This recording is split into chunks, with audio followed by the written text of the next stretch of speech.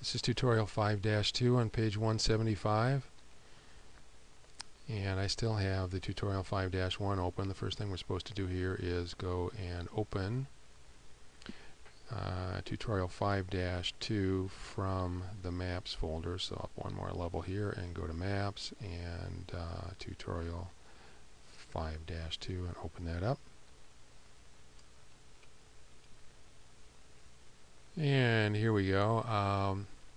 Got a map of the world, and item 2 says place your cursor over the westernmost point of Africa, which I would say is probably about, let's take the arrow here, probably about right there,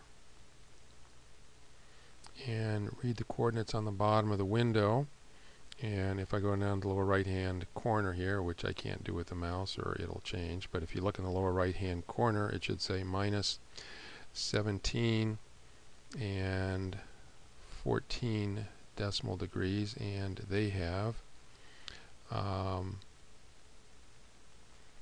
minus 17 and 20 decimal degrees. Well, if I go to minus 17 and up to 20,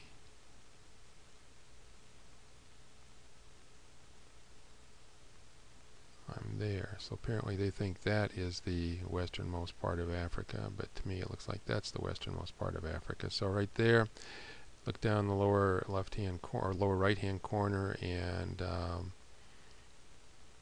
looks like I'm about 20 degrees, 21 degrees north.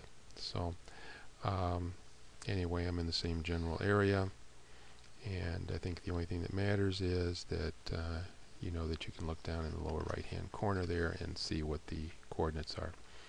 Okay, now a projection is a way of taking a three-dimensional map like a globe and projecting it onto a flat surface, and there's a bunch of different ways to do that. And what we're going to do is we're going to change the projection method here, and that is under Properties,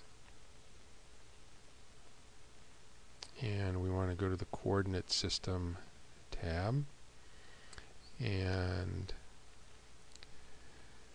we want to go down to Projected Coordinate Systems here and click the plus sign. And it looks like we've got a lot of choices there, and then click the plus sign beside the World folder, which is here,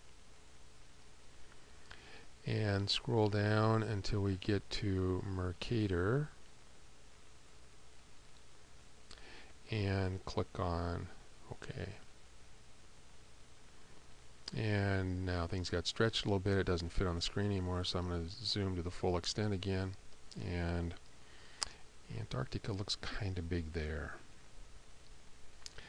Okay, and they, in your turn, they tell us to try the Hammer-Atoff projection in the third step. So let's go back here and right-click and go to Properties and Hammer-Atoff and click on OK, and this should look like the picture on the top of page 177.